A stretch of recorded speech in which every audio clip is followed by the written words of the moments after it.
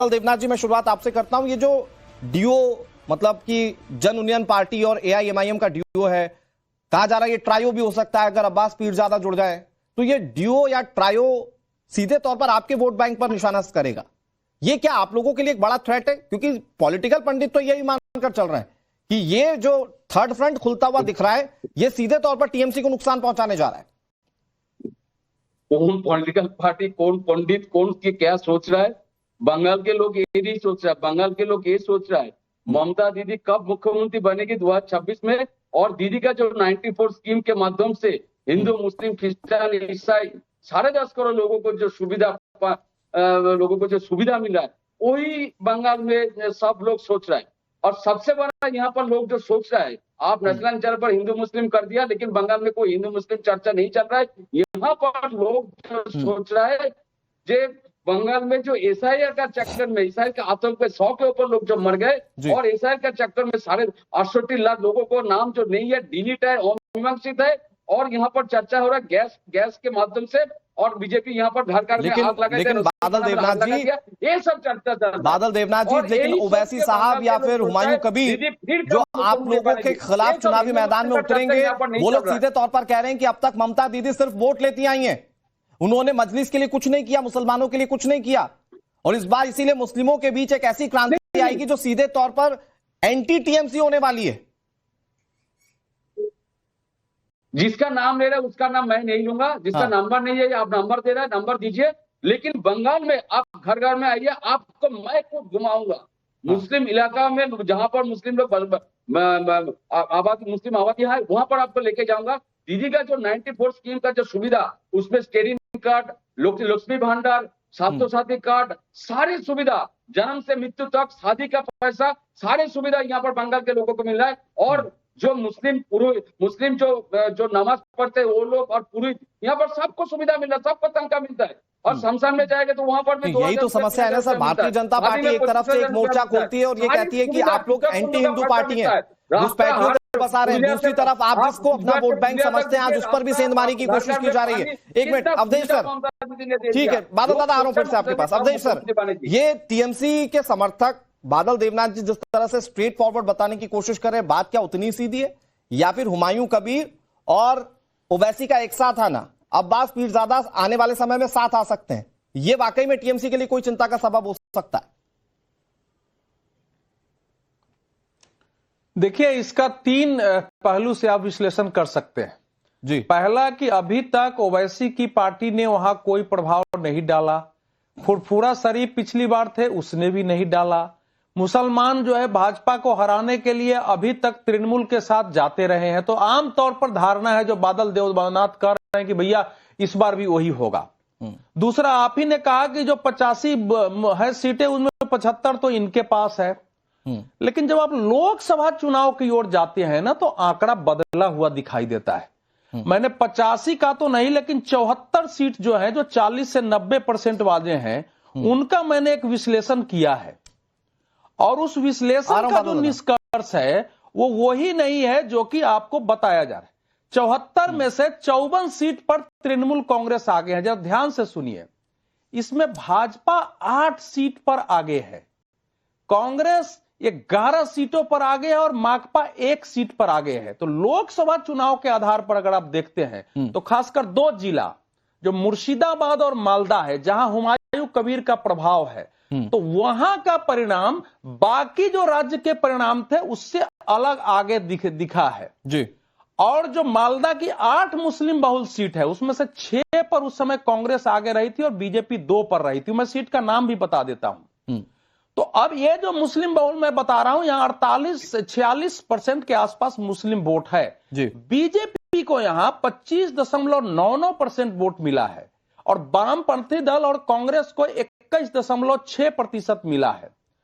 तो ऐसे कई सीटों की हम आपको बता सकते हैं। अब ये जो तो सर एक लाइन में सर्टिफाई करके बताइए ना कि ये टीएमसी के लिए कितना बड़ा थ्रेट है? ममता बनर्जी ने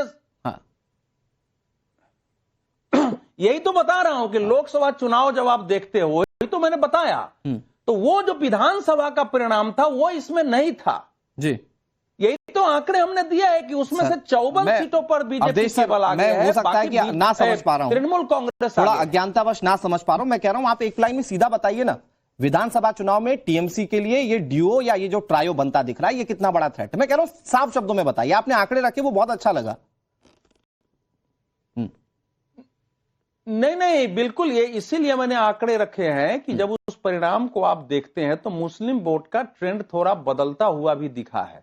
और जो इस समय देश का ट्रेंड है कि अगर मुसलमान 100 सीटों पर, इन्होंने 47 उम्मीदवार उतारे हैं, करीब 18%, 291 सीट पर लड़ रही है। उसने 100 सीट पर उतारने की घोषणा की, 8 ये ले जाएंगे, 15, 16, 20 वहां जाएगा। तो अगर इन्हीं 2 जिलों को, मैं बाकी छोड़ देता हूं, अगर इन्हीं जगह के, अगर इस सारे 40 से 90% 74 सीटें हैं, अगर इन पर से टोटल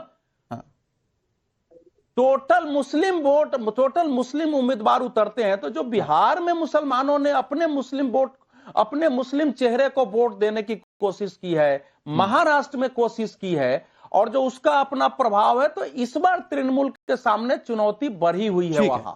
ओके, बादल दादा जल्दी से काउंटर कर लीजिए। भाई राजनीतिक विश्लेषक है हमारे साथ, एआईएमआईएम को कोशिश की हमने, वो हमारे साथ अभी डिबेट में नहीं है, लेकिन जो अवधेश जी का आकलन है उसके मुताबिक आप लोगों के लिए एक बड़ा थ्रेट है। प्लीज सर, सबसे बड़ा बात क्या है जानते हैं? महाराष्ट्र में जब चुनाव हुआ था विधानसभा, कौन मुख्यमंत्री बना क्या लोगों को पता चल गया था। बिहार में भी, उत्तराखंड में भी, उत्तर प्रदेश में भी लोगों को पता चल गया। बंगाल में ममता बनर्जी के खिलाफ लीडर कौन है, कौन, मान लीजिए भाजपा आ गया, मान लीजिए कौन मुख्यमंत्री बनेगा? एक नाम, एक चेहरा, ममता बनर्जी। समझ लो कोई लीडर है, एक लीडर बता दीजिए।